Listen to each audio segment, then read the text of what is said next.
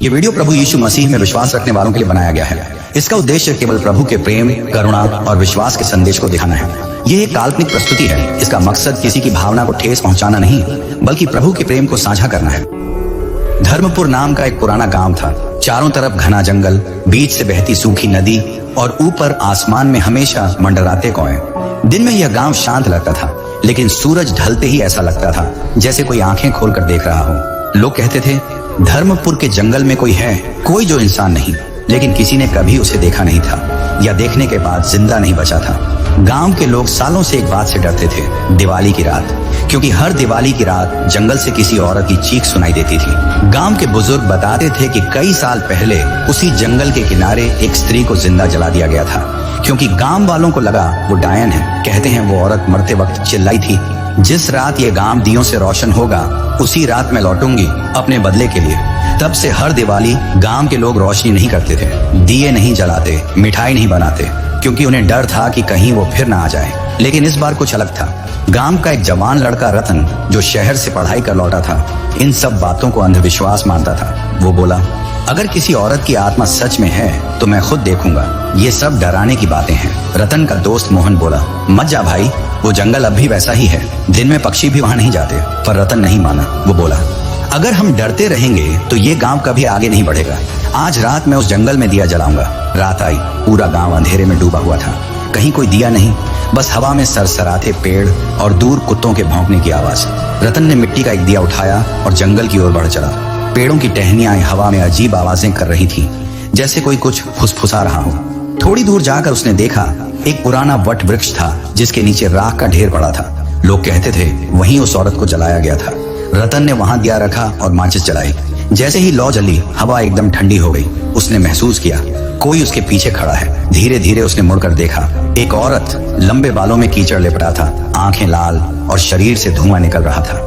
वो हवा में तैर रही थी और उसकी हंसी पूरे जंगल में गूंज रही थी। रतन का गला सूख गया। वो पीछे हटने लगा, लेकिन जमीन की मिट्टी उसके पैरों को खींचने लगी। उसने कांपती आवाज में कहा, कौन हो तुम? औरत बोली, मैं वही हूँ जिसे तुम लोगों ने जलाया था। उसकी आवाज हवा में बिखर गई और पेड़ एक साथ झूम उठे। रतन भागा पूरी ताकत से। गांव पहुंचते ही वो गिर पड़ा। मोहन दौड़ कर आया। क्या हुआ? रतन की आंखें फटी हुई थी। वो बस एक ही बात बार बार कह रहा था, वो लौट आई है, वो लौट आई है। अगले दिन से गांव में अजीब घटनाएं शुरू हुई। लोगों के घरों के बाहर मिट्टी पर अजीब निशान, रात को पेड़ों से लटकती परछाइयां और खेतों में काले कौए जिनकी आंखें खून जैसी चमकती थी। बच्चे बीमार पड़ने लगे। औरतें रात में नींद से चीख कर उठती, कहती, किसी ने मेरा नाम पुकारा। बुजुर्ग बोले, वो जंगल वाली डायन फिर जाग उठी है, ये श्राप फिर लौट आया है। गांव में डर की लहर दौड़ गई। किसी ने दरवाजे बंद कर लिए, कोई पूजा पाठ में लग गया, लेकिन डर का साया अब हर घर की दीवार पर था। रतन चुप था। वो जानता था इस बार उसने कुछ ऐसा जगा दिया है जो अब कभी वापस नहीं जाएगा। रतन की उस रात के बाद धर्मपुर गांव की हवा जैसे बदल गई थी। पहले जो हवा पेड़ों की पत्तियों को छूकर गुनगुनाती थी, अब वही हवा रातों में चीखती थी। लोगों ने घरों के दरवाजों पर नींबू मिर्च टांगी, तुलसी के पौधे लगाए और रात में बाहर निकलना छोड़ दिया। लेकिन डर का असर इतना था कि बच्चों की हंसी तक खो गई थी। गांव की औरतें अब शाम ढलते ही चूल्हे बुझा देती थीं। कोई मंदिर नहीं जाता, कोई दीपक नहीं जलाता। एक रात गांव के बूढ़े हरिराम ने अपनी गायों के लिए जंगल के पास की झाड़ी में चारा डाला।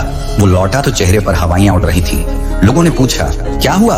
उसने कांपती आवाज में कहा, वो पेड़ पर बैठी थी, लंबी सी औरत, उसके बाल नीचे तक लटक रहे थे और वो हंस रही थी। गांव वाले डर के मारे कुछ बोल ही नहीं पाए। उसी रात हरिराम की गायें मर गईं। सुबह जब लोग देखने गए तो गायों के शरीर पर जलने के निशान थे, जैसे किसी ने उन्हें आग में झोंक दिया हो।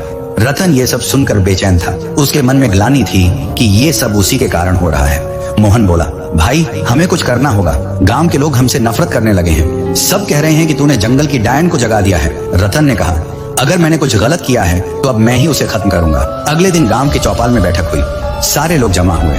बुजुर्ग बोले, हमारे पास बस एक रास्ता है, पंडित गिरधारी को बुलाया जाए, वही ऐसे मामलों में निपुण है। शाम तक पंडित गिरधारी अपने साथ एक थैला लेकर आए।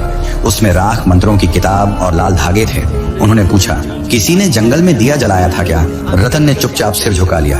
पंडित ने आंखें बंद कर कुछ बुदबुदाया और बोला, तुमने उस स्त्री की आत्मा को जगा दिया है। वह शांति नहीं चाहती, वह बदला चाहती है। गांव वाले सहम गए। मोहन ने पूछा, उसे रोका जा सकता है क्या? पंडित बोले, हाँ, लेकिन इसके लिए हवन होगा और किसी को उसकी जली हुई राख लानी होगी। वही राख जो वट वृक्ष के नीचे दबी है। रतन ने हामी भरी। वो और मोहन रात को वट वृक्ष के नीचे गए। हवा ठंडी थी और जंगल में हर आवाज जैसे उनका पीछा कर रही थी। रतन ने हाथों से मिट्टी खोदनी शुरू की। जैसे जैसे मिट्टी हटती गई वैसे वैसे एक सड़ांध भरी गंध हवा में घुलने लगी। अचानक उसके हाथ को कुछ कठोर चीज छुई।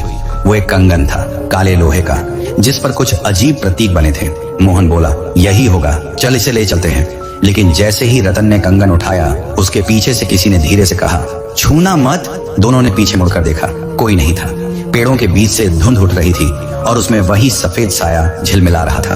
औरत धीरे धीरे आगे बढ़ी। उसके पांव जमीन से ऊपर थे। वो बोली, क्यों जगाया मुझे, क्यों तोड़ी मेरी नींद? रतन डर के मारे जम गया। उसने कांपते हुए कहा, माफ कर दो, मैंने जानबूझकर नहीं किया। औरत की हंसी गूंजी, अब ना मैं माफ करूंगी ना ये काम। अचानक हवा का झोंका आया, दिए की लौ बुझ गई और मोहन चीख उठा, रतन भाग। वो दोनों भागते हुए गांव पहुंचे। लेकिन जैसे ही गांव में दाखिल हुए, देखा 4 घरों में आग लगी हुई थी। लोग पानी डाल रहे थे और दूर मंदिर की घंटी अपने आप बज रही थी। पंडित गिरधारी दौड़ कर आए। उन्होंने मंत्र पढ़ने शुरू किए, पर हवा में काली राख उड़ने लगी। दीपक अपने आप बुझने लगे। पंडित बोले, ये साधारण आत्मा नहीं है, ये शापित है। जब तक इसका पाप नहीं मिटेगा तब तक गांव शांति नहीं पाएगा। गांव में अब डर से ज्यादा गुस्सा था। लोग बोले, इस सब की जड़ वही जंगल है, उसे जला दो। अगले दिन गांव वाले मशालें लेकर जंगल की ओर गए। वो पेड़ जलाने लगे, पर जैसे ही आग पेड़ों को छूती अपने आप बुझ जाती। पेड़ों से राख की जगह काले धुएं का गुब्बारा उठता, जैसे वो खुद अपनी राख से बन रहे हों। मोहन ने धीरे से कहा, यह कोई साधारण श्राप नहीं, ये किसी अधूरे अन्याय का बदला है। रतन बोला, लेकिन उसे न्याय कौन देगा? कोई जवाब नहीं था। बस हवा में फिर वही आवाज गूंजी, जब तक मेरा सच सामने नहीं आएगा तुम्हारा गांव अंधेरे में डूबा रहेगा। वो रात फिर लंबी थी। पेड़ों के बीच से दिखती लाल आंखें, काले साए और हर दीवार पर किसी के नाखूनों के निशान। लोग एक एक कर बीमार पड़ने लगे। गांव की दाई बोली, अब ये किसी तांत्रिक या पंडित से नहीं रुकेगा, कोई और रास्ता ढूंढना होगा। लेकिन कौन सा रास्ता? कौन थी वो औरत जिसे जलाया गया था और किसने उस पर डायन होने का झूठा आरोप लगाया था? सवाल बहुत थे, जवाब कोई नहीं। सिर्फ एक बात साफ थी, जंगल की डायन अब सिर्फ जंगल में नहीं थी, वो गांव के हर घर में थी। गांव में अब हर सुबह की जगह डर का सन्नाटा उतर चुका था। सूरज निकलता जरूर, लेकिन उसकी किरणें जैसे उस गांव की चौखट पर आकर रुक जाती। खेतों में खड़ी फसलें सूख चुकी थी। कुएं का पानी काला पड़ गया था। गांव के कुत्ते रात में चिल्लाते और मुर्गे सुबह बांग देना छोड़ चुके थे। लोग अब बात करने से भी डरने लगे थे। हर कोई दूसरे पर शक करता, कहीं वो डायन उसके घर तो नहीं गई थी, कहीं वो औरत ही तो नहीं जो रात को जंगल के पास दिखती है। ऐसे सवाल हर घर के कोने में फुसफुसाए जाते थे। रतन जो पहले सबसे निडर था, अब भीगी आंखों से कहता, हमने सब किया, देवी की मूर्ति को सजाया, पंडित बुलाया, ताबीज बांधे, लेकिन कुछ नहीं हुआ। उल्टा हाल और बुरा होता जा रहा है। गांव के पंडित जो खुद को सबसे बड़ा साधक मानते थे, तीसरी रात तक खुद बीमार पड़ गए। वो बोले, इस बार की शक्ति हमारी देवी से भी बड़ी है। ये कोई पुराना श्राप है जो इस गांव की मिट्टी में जड़ें जमा चुका है। ये सुनकर गांव की औरतों ने अपने बच्चों को घरों में बंद कर लिया। रात में अजीब आवाजें आने लगी, कभी किसी के हंसने की, कभी किसी के रोने की। जंगल की तरफ से एक गंध आती जो सड़ी हुई देह जैसी लगती थी।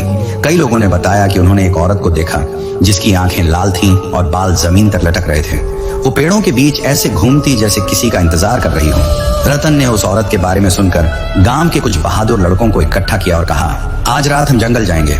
अगर डरते रहेंगे तो कभी खत्म नहीं होगा ये सब। रात के अंधेरे में वो 5 लोग लालटेन लेकर जंगल की ओर बढ़े। हवा भारी थी, जैसे किसी ने पूरा जंगल रोक दिया हो। चारों ओर झींगुरों की आवाज भी गायब थी। पेड़ स्थिर थे, मानो सांस लेना भूल गए हों। अचानक एक चीख गूंजी, बचाओ! सबके दिल थम गए। वो आवाज बिल्कुल पास से आई थी। मोहन ने लालटेन ऊपर की। एक पेड़ की डाली पर काले कपड़े में लिपटी औरत बैठी थी। उसके मुंह से खून टपक रहा था और उसकी आंखें चमक रही थी। भागो! किसी ने चीखा, पर रतन वहीं जड़ हो गया। डायन ने नीचे देखते हुए फुसफुसाया, दिवाली की रात तुमने मेरे दिए बुझाए थे, अब मैं तुम्हारे घर की रोशनी बुझाऊंगी। वो झपटिया, लालटेन बुझ गई और अंधेरे में सिर्फ चीखें बची। सुबह गांव वाले जंगल पहुंचे तो वहां सिर्फ रतन का ताबीज पड़ा था और मिट्टी में खून के निशान। अब गांव पूरी तरह भय के अधीन था। हर कोई अपनी छत पर नींबू मिर्च लटकाने लगा। बच्चे बाहर निकलना बंद कर दिए गए। गांव के मंदिर में भी अब कोई नहीं जाता था, क्योंकि कहा जाता था कि देवी की मूर्ति की आंखों से रात में खून की बूंदें टपकती हैं। गांव के बुजुर्ग रामू काका, जो हमेशा देवी की पूजा करते थे, बोले, बेटा हमने सब कर लिया, अब न देवी सुनती है न कोई ताबीज काम करता है। ये कुछ और है, कोई ऐसी शक्ति जो हमसे बड़ी है। तभी मोहन, जो रतन का सबसे करीबी था, बोला, मैंने शहर में सुना है, हमारे गांव से 4 कोस दूर एक चर्च है। वहाँ एक पादरी रहता है। कहते हैं उसकी प्रार्थनाओं से कई लोग ठीक हुए हैं जिन पर बुरी आत्माएं सवार थीं। सब चुप हो गए। गांव के लोग चर्च का नाम सुनकर असहज हो गए। किसी ने कहा, वो तो परायों का भगवान है। दूसरे ने कहा, अगर देवी ही हार गई तो और कौन बचाएगा। मोहन ने शांत स्वर में कहा, अगर हमें बचना है तो अब हमें वो करना होगा जो हमने कभी नहीं किया। हमें वहाँ जाना होगा, उस पादरी से मिलना होगा। रात भर गांव वाले सोचते रहे। कुछ ने मना किया, कुछ ने कहा कि अब डरने का वक्त नहीं। आखिरकार सुबह हुई। सूरज फिर से फीका निकला, लेकिन इस बार उम्मीद की एक पतली किरण साथ लाया। मोहन ने अपनी आंखों में दृढ़ता भरकर कहा, आज हम चलेंगे, चाहे डायन रास्ते में मिले, चाहे मौत ही क्यों न खड़ी हो। हमें अब इस अंधकार से बाहर निकलना है। गांव की औरतें अपने बच्चों को गले लगाकर रो रही थीं, जैसे कोई लंबी यात्रा शुरू हो रही हो, अज्ञात की ओर, लेकिन रोशनी की उम्मीद में। सुबह का उजाला गांव में जैसे डरते डरते उतरा था। धुंध में लिपटी गलियों से मोहन और बाकी 5 लोग निकले। सिर पर पोटलियां, दिल में डर और आंखों में उम्मीद। हर कदम भारी था। पीछे से औरतों के रोने की आवाजें आ रही थी। सावधान रहना बेटा, वो जंगल के पास मत जाना। लेकिन मोहन रुकना नहीं चाहता था। उसने कहा, अगर आज हम नहीं गए तो यह गांव कभी सूरज नहीं देखेगा। गांव की सरहद पार करते ही ठंडी हवा चलने लगी। रास्ता सुनसान था। कहीं कहीं राख के ढेर दिख रहे थे। पुराने दीपों की बुझी लौ जैसे उस श्राप की गवाही दे रही थी। सामने घना जंगल था, वही जंगल जहां से सब शुरू हुआ था। पगडंडी पर चलते हुए अचानक मोहन रुक गया। पेड़ों के बीच से एक फुसफुसाहट आई। कहाँ जा रहे हो मोहन? सबके शरीर में सिहरन दौड़ गई। हवा अचानक भारी हो गई और पेड़ ऐसे झूमने लगे जैसे उनमें जान आ गई हो। छायाएं आपस में मिलकर एक आकृति बनाने लगी। वही डायन सफेद साड़ी में लिपटी, बाल जमीन तक फैले हुए, आंखें जलती अंगारों जैसी। वो मुस्कुराई। इतनी दूर चले आए, लेकिन अब आगे कोई नहीं जाएगा। उसकी आवाज जैसे हर दिशा में गूंज उठी। लड़कों ने भागने की कोशिश की, पर जमीन जैसे पैरों से चिपक गई। डायन ने हाथ उठाया और हवा का एक झोंका उठा। लालटेनें बुझ गईं, सिर्फ अंधेरा रह गया। मोहन ने कांपती आवाज में कहा, तू चाहे जितनी ताकत लगा ले, आज हम नहीं रुकेंगे। वो जमीन से उठा और एक पेड़ की जड़ में पड़े पत्थर को कसकर पकड़ा। हम अब उस शक्ति की ओर जा रहे हैं जो तुझसे बड़ी है। डायन हंसी। यहाँ कोई भगवान नहीं आता। तभी बादलों में गड़गड़ाहट हुई। हवा का रुख बदला। कहीं दूर से चर्च की घंटी की धीमी आवाज आई। Ton ton ton. डायन चीख उठी, जैसे उस आवाज ने उसकी आत्मा को चीर दिया हो। मोहन ने बाकी लोगों को इशारा किया, भागो। वो सब दौड़ पड़े। पीछे से चीखों की गूंज आती रही। बारिश शुरू हो गई और उनके कपड़े भीग गए, पर वो नहीं रुके। आखिर जब सूरज डूबने वाला था, तब उन्हें पहाड़ी के पार सफेद दीवारों वाला पुराना चर्च दिखा। चर्च के बाहर एक बूढ़ा आदमी खड़ा था, हाथ में लकड़ी का क्रॉस और चेहरे पर शांति। वो आगे बढ़ा और बोला, मैं पादरी सैमुअल हूँ। तुम लोग कौन हो? किस मुसीबत में फंसे हो बेटा? मोहन घुटनों पर गिर पड़ा। हमारा गांव शापित है। वहाँ एक डायन है जिसने सब खत्म कर दिया। हम अब और नहीं सह सकते। पादरी ने उसे उठाया, उसकी आंखों में देखा और कहा, डर मत। अंधकार कितना भी गहरा हो, पर प्रकाश उसे मिटा देता है। अब समय है कि हम सच्चे परमेश्वर से सहायता मांगे। वो सब चर्च के अंदर गए। मोमबत्तियां जली हुई थी। हवा में अगरबत्ती की खुशबू थी। पादरी ने सबको घुटनों पर बैठाया और बाइबल खोली।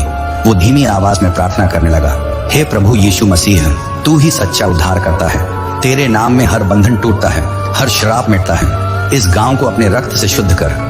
जैसे ही उसने आमीन कहा, चर्च की खिड़कियों से तेज रोशनी अंदर आई। मोहन और बाकी लोग चौंक गए। बाहर तूफान थम गया था, लेकिन तभी दरवाजा जोर से खुला। डायन अंदर घुस आई। उसका चेहरा विकृत, आंखों से धुआं निकल रहा था। वो चिल्लाई, ये मेरा इलाका है। पादरी ने शांति से क्रॉस उठाया और कहा, तेरे पास अब कोई अधिकार नहीं है। यीशु मसीह के नाम में तू इस जगह से चली जा। डायन चीखी, दीवारें कांप उठी। उसके बाल हवा में फैल गए और उसकी छाया टूटने लगी। उसकी आंखों में डर था, सच्चे प्रकाश का डर। पादरी ने ऊंची आवाज में कहा, यीशु मसीह का नाम हर श्राप से बड़ा है। एक तेज रोशनी पूरे चर्च में फैल गई। डायन जमीन पर गिर पड़ी। उसका शरीर राख बनकर उड़ गया। बाहर आसमान साफ हो गया। सितारे चमक उठे। मोहन ने आंखें खोली। उसके सामने सिर्फ शांत हवा थी। पादरी मुस्कुराया और बोला, श्राप मिट चुका है, अब लौटो, अपने गांव को नई रोशनी दो। अगली सुबह गांव में अजीब सन्नाटा नहीं, बल्कि शांति का संगीत था। पक्षी गा रहे थे। बच्चों की हंसी फिर से गूंज रही थी। गांव के कुएं का पानी फिर साफ हुआ। खेतों में हरियाली लौट आई। मोहन और बाकी लोग जब लौटे तो सबने उन्हें गले लगा लिया। औरतें रो रही थीं, बच्चे हंस रहे थे, जैसे किसी ने गांव को मौत के मुंह से खींच लिया हो। गांव वालों ने पहली बार चर्च का नाम सुना और कहा, जिस शक्ति ने हमें बचाया वही सच्ची है। रात को दीपक फिर जले, लेकिन इस बार सिर्फ दिवाली नहीं थी, यह उद्धार की रात थी। अब कोई डर नहीं, कोई श्राप नहीं, सिर्फ शांति, आस्था और सच्चा प्रकाश।